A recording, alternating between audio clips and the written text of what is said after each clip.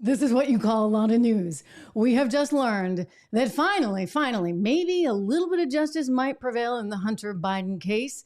Merrick Garland, Attorney General, has just appointed David Weiss as special prosecutor. We're going to get into all of that as we also examine the interview that Tucker Carlson just did with none other than the former head of the Capitol Police. That would be Stephen Sund. He's out with some pretty strong allegations.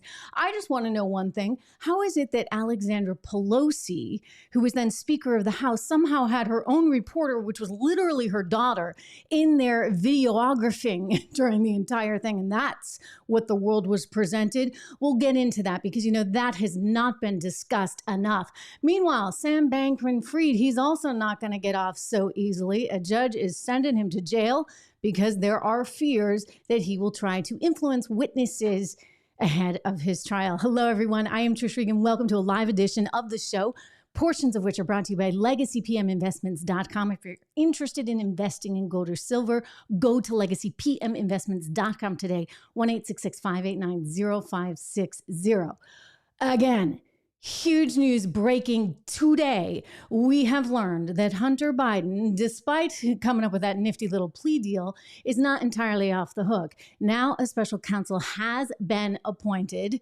Merrick Garland announcing that today. That would be David Weiss, who specifically, according to Garland, came forward and said, hey, you know what? I need to be special counsel here. Yeah, you think? I mean, after you weren't able to bring suit in Delaware or in California, despite having a whole bunch of evidence about all this tax fraud and a few other things along the way. Well, thank goodness for a few honest brokers out there, because it came down to, just a few weeks ago, a judge named Maryellen Norieka, U.S. District Court judge, who said, wait a second, what is this that they put in front of her? There were all kinds of little provisions in there that would have prevented the government from going after Hunter Biden for none other than foreign lobbying, including illegal foreign lobbying. So rightly so, the judge said, hey, wait a second, I can't sign off on this. And when she did so, guess what? That meant they went back to the drawing board. It meant they had to renegotiate that plea agreement. He said, I'm pleading not guilty to those tax charges, which, by the way, like under any normal circumstances would have resulted in jail time, right? That's what happens to everyone else if you evade the federal government and the IRS and you don't pay your taxes like that. I mean, it's really kind of problematic, not to mention the whole, firearm thing. And the guy actually went and got a firearm and never bothered to tell anybody he was addicted to drugs. I mean, this is wild stuff. And then you factor in that potential illegal foreign lobbying. And that's what has me bogged down. I mean, really bogged down. I'm a financial journalist by background, so I can't help be a little bit interested in those bank records. And more we are learning, including today, that there may be more to this than it seems. And the question then becomes, how much did the then Vice President Joe Biden know about his son's business? I mean, we knew he knew something. We knew that he knew that Mr. Archer, Devon Archer was involved, right? Because there was that little letter thanking him. Remember that? I'll show it to you here. Dear Devon, I apologize for not getting a chance to talk to you at the luncheon yesterday. I was having trouble getting away from President Hugh. I hope you get a chance to see you again with Hunter. I hope you enjoyed the lunch. Thanks for coming. Sincerely, Joe Biden Jr. And then he writes in his own handwriting, happy you guys are together. So look, he knew that his son had a business. And the question then becomes, did he know? Did he actually know that there was this much money going back and forth? I would just say, when you have a report that $11 million went from Ukraine to the Bidens, companies, various LLCs, they had like 20 of them that they set up right after Joe became the VP. When you have that kind of money going back and forth, and it turns out that Joe Biden is in charge of Ukraine policy at the time, I'll tell you, doesn't look good. Devon Archer certainly gave us a clue as to what it was that he and Hunter were selling. Here he is with Tucker Carlson. Did he have a sophisticated understanding of regulation, do you think? I think that he led a team that had a sophisticated... Okay, because I lived in Washington a long time around a lot of regulation. Also a very complex area. Absolutely. Absolutely. I think you got to be an expert in knowing the guy, and he was the guy that was the expert in knowing the guy. He was an expert in knowing the guy. Right. And who was the guy he knew? Well, he knew a lot of people, but obviously there was some familiar, his brother, his father, some of his father's siblings. So his brother, his father, who just happens to be controlling the policy there in Ukraine at the time, who just happened to be the one that got rid of Viktor Shokin, who was the prosecutor that was doing an investigation into corruption, possibly at Burisma, the company that was paying his son $83,000 a month to sit on the board of, when the guy knew nothing about natural gas and the energy business that they were in. Well, here's the thing. So now Comer's out, Representative Comer, who's leading the House accountability investigation into all of this and the ethics investigation. He's out making a lot of allegations saying there was a ton of money that was going back and forth, Ukraine, China. I just want to zero in on Ukraine for a second, because this is very interesting. This is a story that I'm bringing to you almost as new, and yet it's not new. It's not new because NBC News reported on this. Take a look a year ago. Here we have it. Analysis. Hunter Biden's hard drive shows his firm took in about $11 million from 2013 to 2018, spent it fast. This is again from NBC News, and it came out in May of 2022. So between the years 2013 and 2018, so part of that, obviously the VP was no longer there. So we have to kind of look and narrow it down. Although you could ask, hey, was this, payment later on down the fact, or even a down payment on what was about to come? These are questions that need to be asked. I mean, just for our own sort of sanity in all of this. But between the years 2013 and 2018, Hunter Biden and his company, I'm quoting directly from NBC News, an article that came out in May of 2022, they brought in $11 million via his roles as an attorney and as a board member with a Ukrainian firm accused of bribery. And also they talk about his work with a Chinese businessman now accused of fraud. I'm telling you, that Chinese businessman, by the way, I mean, that one was something. That one was something, because we learned about how Hunter got, a diamond that the guy brought to him in Florida. I mean, how does that happen? I mean, this is really bad. It's bad. And I guess it happens because people are corrupt. I say all the time that the challenge with government, of course, is that they are making the rules for themselves, which is why nobody's clamping down on the basics, like, hey, you know what? You're on the House Energy Committee. You're not allowed to invest in energy stocks right now because you're on the House Energy Committee, and therefore you are knowledgeable about certain policies that are going to affect the very companies that you're out there buying and selling. I mean, how is it that everybody else is held to a higher standard and yet our own government officials are not? Well, we know the answer. It's because they're making the rules, and they don't make the rules to govern them. You might say to yourself, how is it that the vice president's kid is getting a gig for $83K a month over there in Ukraine at Burisma, and nobody says maybe this looks a little bit suspicious? Allegedly, there were reports. People did say within the White House, hey, this doesn't look so good. And Joe Biden's office is like, nothing to worry about here. Again, because the politicians are in charge. They are the ones writing the rules. And so it is really disturbing. Yet, I have hope, because it's heartening that a judge like Maryellen Norieka came forward and said, wait a second, this doesn't seem right. And so now consequently, you do have a special counsel investigation into Hunter Biden. And I'm going to tell you, this is not going to end well for Joe, because when you hear about him calling in on possibly 20 different occasions, this is what Mr. Archer testified to the House Accountability Committee. When he calls in 20 times and is talking to his son's clients, that kind of is an issue. Not that he likes to think so. Again, because these guys write the rules, remember? Here's Peter Doocy from Fox asking a kind of important question about all that and getting shot down by the president this week. Listen. There's this testimony now where one of your son's former business associates is claiming that you were on speakerphone a lot with them talking business. Is that what? I never talk business in anybody. And I knew you'd have a lousy question. Well, why is that a lousy question? Because it's not true. Thank you, Mr. President. I commend Peter for at least thanking him there at the end after being told it was a lousy question. It's a lousy question because he doesn't like it. It's funny because everybody criticized Donald Trump for always calling the reporters out. Well, now here Joe Biden's given kind of the same line there, trying to call out Peter. I'll tell you, that's not a lousy question. It's a very decent question.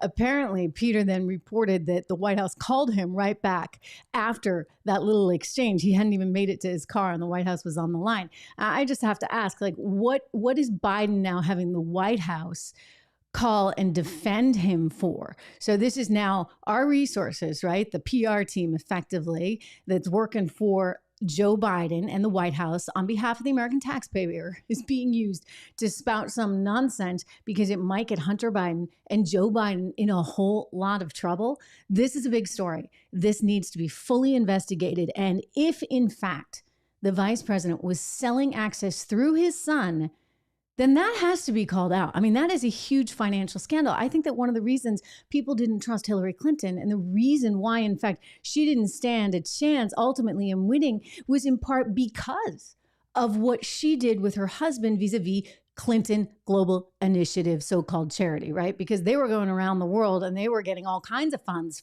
from everybody internationally. Oh, well, wait a second. She was Secretary of State. Again, it just doesn't look right. I mean, at least Bill waited till he was out of office. And, at some point you just got to say, listen, we're all family here. We're all family.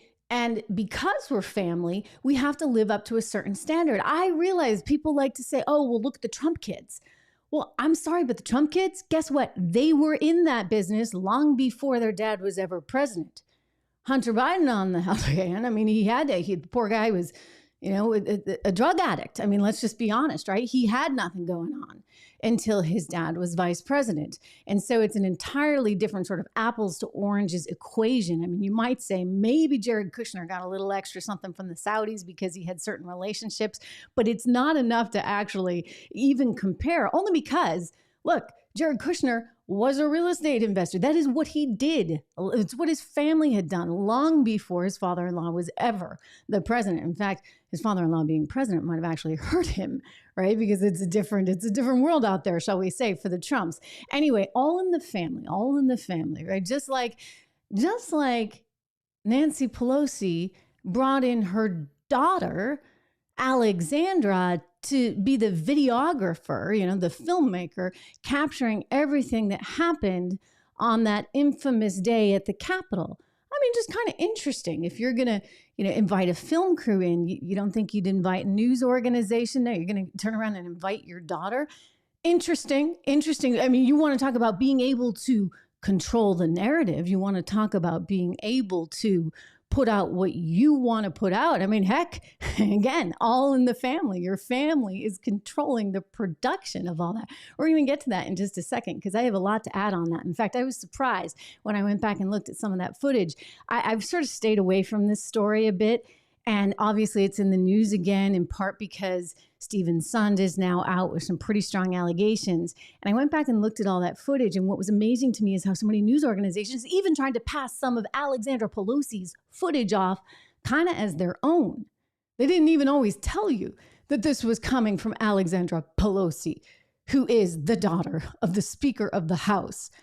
I mean, wow. Anyway, before we get to that, I do want to show you a portion of Stephen Sund's interview that he just did with Tucker Carlson. Now, you'll recall Stephen Sund, of course, was the head of the Capitol Police, right? He was running the show there on that infamous day.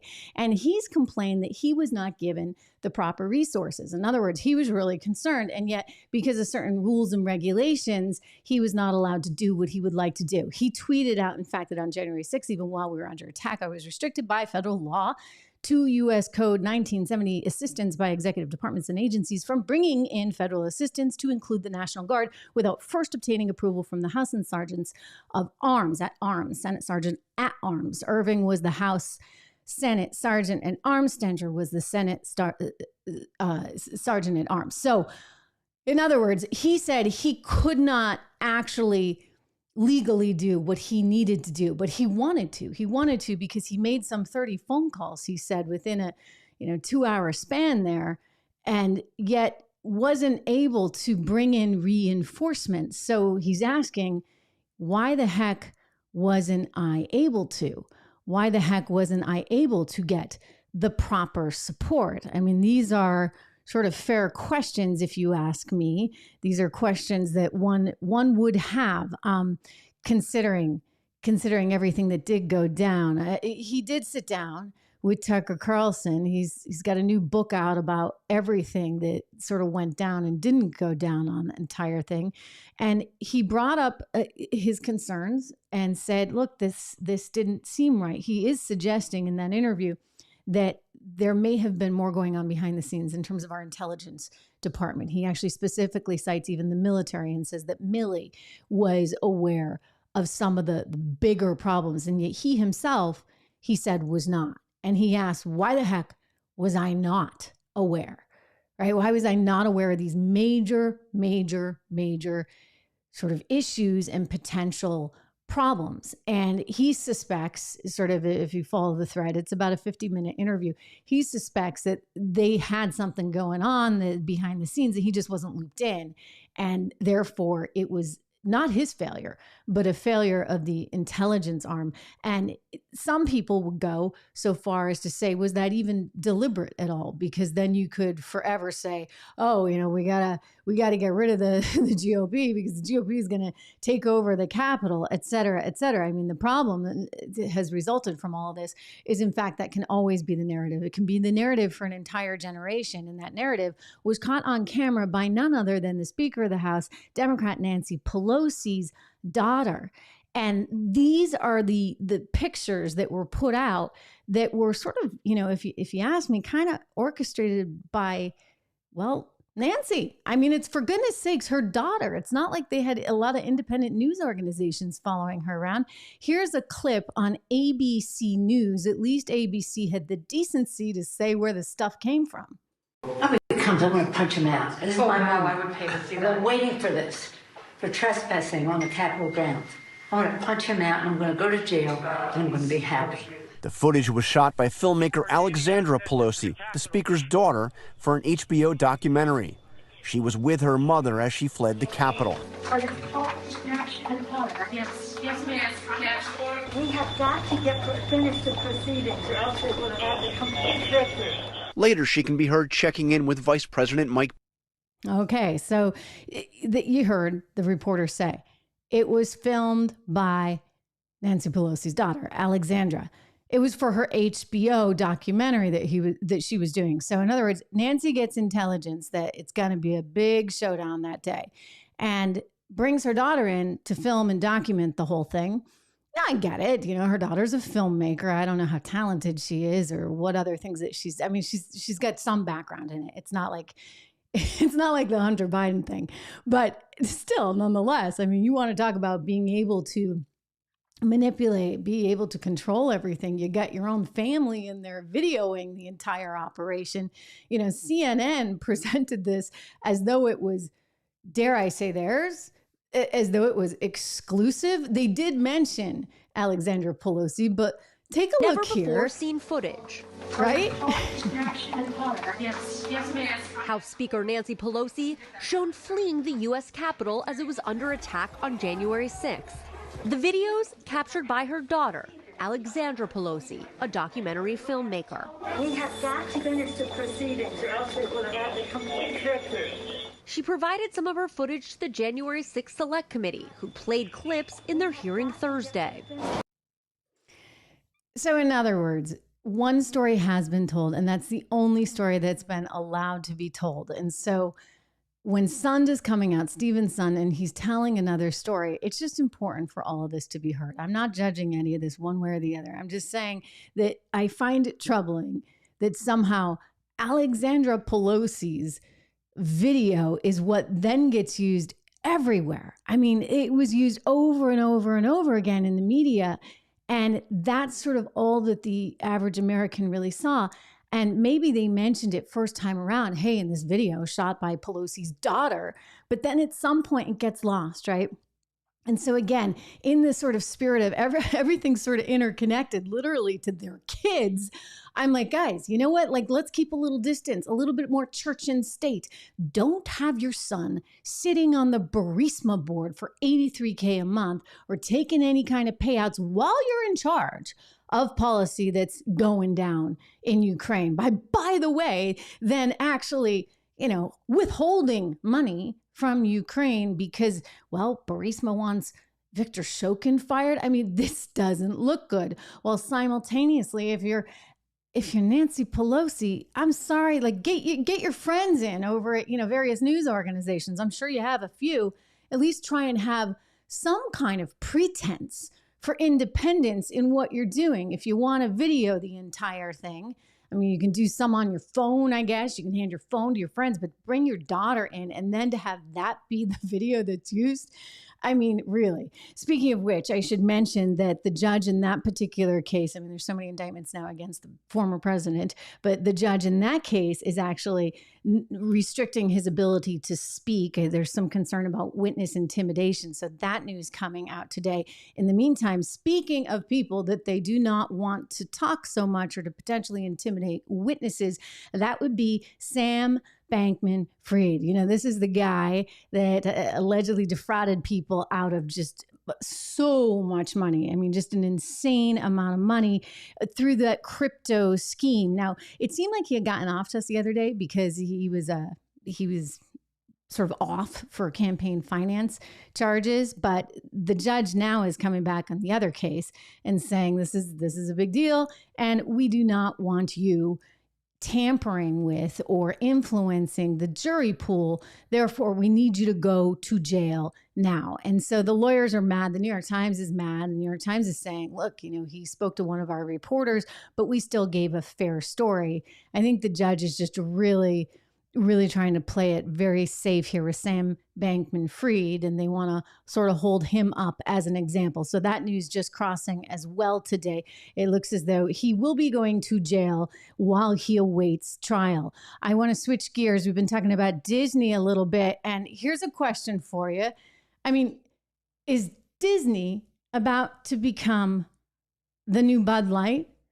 Because take a look at their new influencer out there on TikTok trying to push Minnie Mouse costumes. Let's get dressed. Today we're looking at the most iconic friend group, Disney's Mickey and Friends.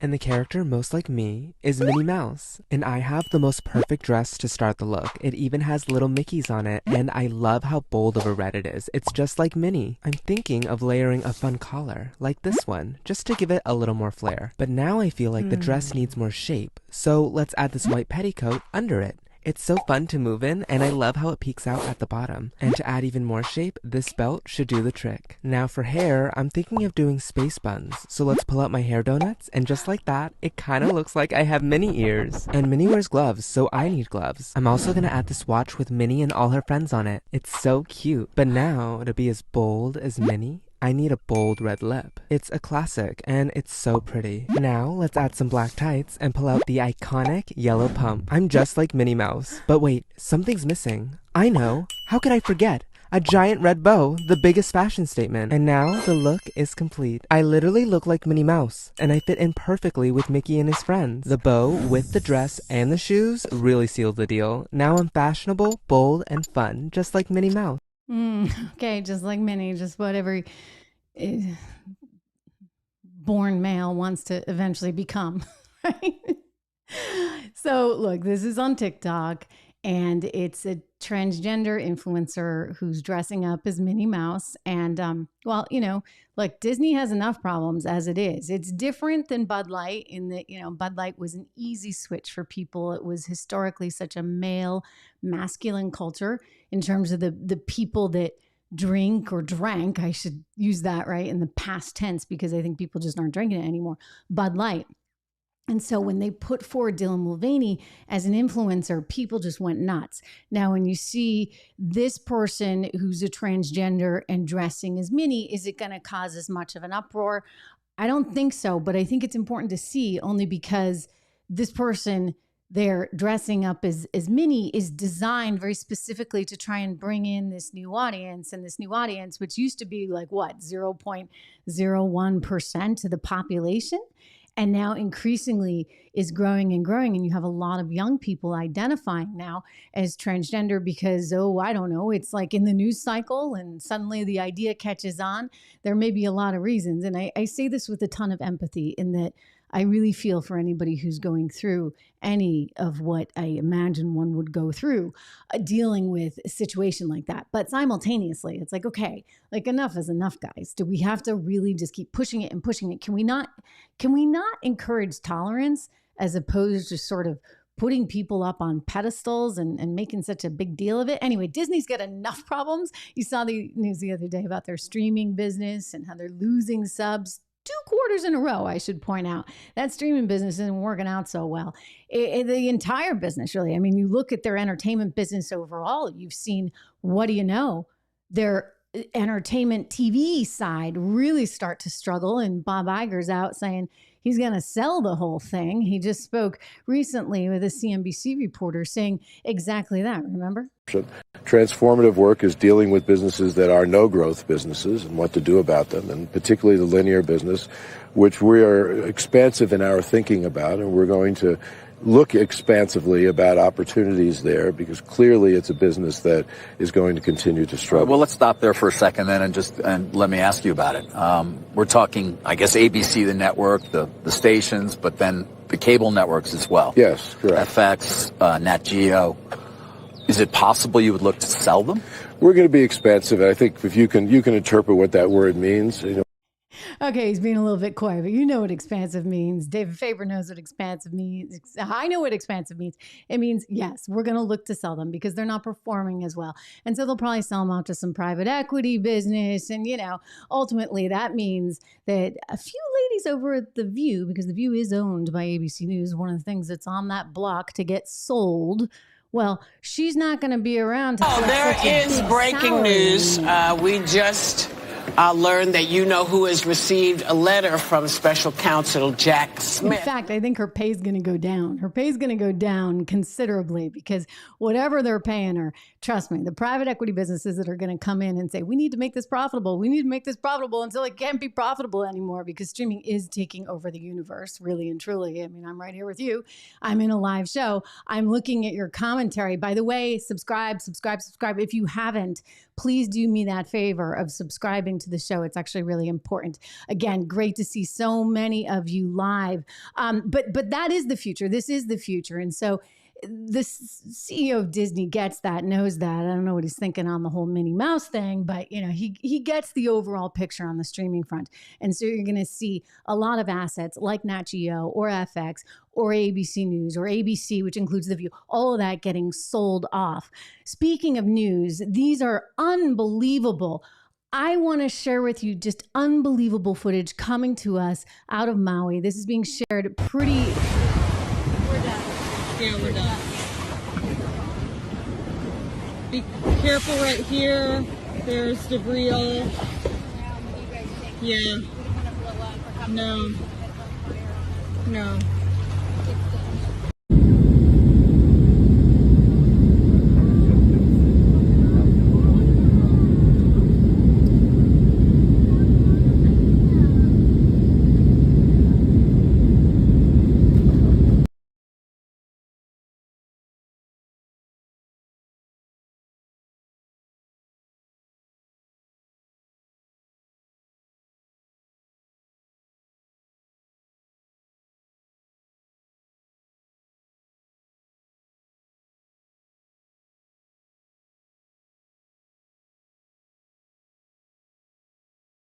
that are very environmentally minded, like Hawaii, like California, like Canada, for goodness sakes.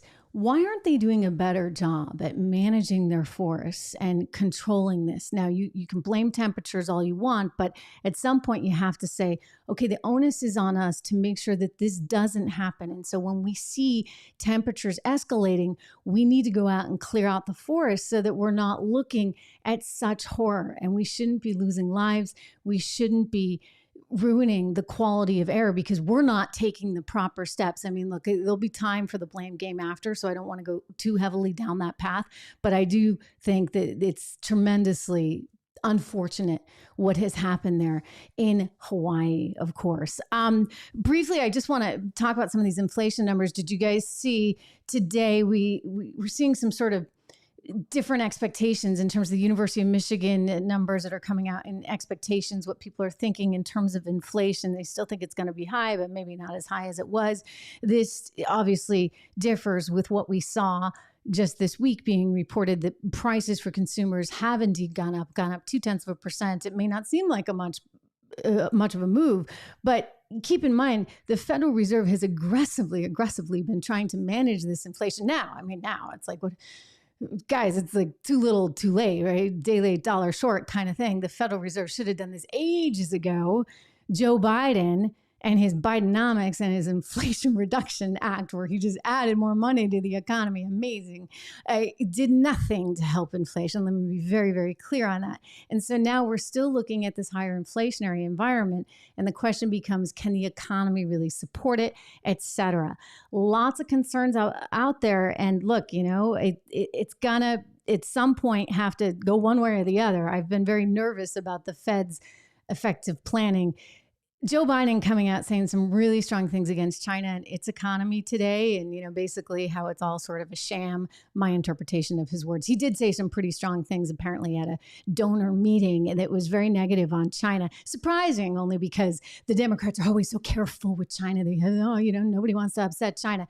But China's economy is struggling, and he kind of put that out there. But so is ours, right? So is ours, and we've got a pretty bad long-term horizon picture too. I wish that somebody would care about fixing it, but it's just not in any politician's desire to do that, because it's all about gimme now, right? All about what you can do now for your constituents. If you're worried about that, you probably are looking to diversify your portfolio a little bit. And if you are, and if you're looking at things like gold and silver, give my friends over at LegacyPMInvestments.com a ring, 1-866-589-0560, LegacyPMInvestments.com, one of the original sponsors on this show. So, of course, welcome to use my name. They are good friends of mine. So if you're interested in investing in gold, you can do that right there on the website, or you can call them. Make sure you do that today. I think bottom line here is we've got to think about what exactly was happening in Washington, D.C. with these big families, like these families who have so much access. I think that's the troubling thing here. I mean, you think about Nancy Pelosi's husband, and obviously he was very wealthy. She was, they came from a lot of wealth to begin with, but the access effectively that he had, Paul Pelosi, in terms of his investing style, that's not insignificant. And then you think about Hunter Biden and the work that he was doing while his dad was vice president. Again, none of this is insignificant. Don't forget, Hunter Biden, he was invited, even after all this was going down, to that state dinner with the Indian prime minister. For goodness sakes, it's like people don't have any decorum at all. And they just want to pretend like these things don't happen. But they did. And when you talk about it, somehow you're the bad guy. Like poor Peter Doocy being told he had a lousy question from the president, or, well, there's this example. It's an open discussion, please. Now, it's a fact. Well, you have raised an issue. Let the vice president answer. Discredited. Did Burisma pay him $183,000 a month with no experience in energy? Mr. President, with no my son did nothing wrong at Burisma. I think he did. Mr. President, let him answer.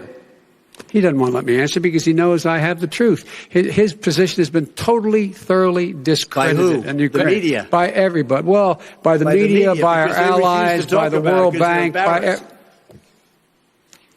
everyone. You know what? When you got everybody in your back pocket and everybody's like related to you or somehow a really good friend, well, yeah. You can start to control the narrative in a pretty significant way. And so what I would just like to see as a journalist and as an American, as, by the way, an independent, I'm a registered independent, and I'm willing to vote for any side who's going to do the right thing for our economy and the right thing for our freedoms. I firmly believe it doesn't always have to be this political, and yet it is. It's gotten disgustingly political. It's all about what each of these individuals and their families can get out of everything. And that's what's really wrong. That's where we are today in society. That's what needs to change. So I appreciate y'all being here. Make sure that you subscribe if you haven't already. You can go over and check out the podcast on Apple Podcasts. We're going to continue all of this reporting. This is a very big deal. Finally, we have a special counsel that is going to investigate Hunter Biden. And what I would like to see is somebody to please connect the dots between what Hunter Biden may or may not have done as it relates to his dad. What did the now President of the United States really and truly know about all of these countries and how they were compensating his family in exchange? That's the allegation, right? In exchange for what? For what kind of policy decisions? I'll just say this. We are not for sale as America. We should never be for sale as America.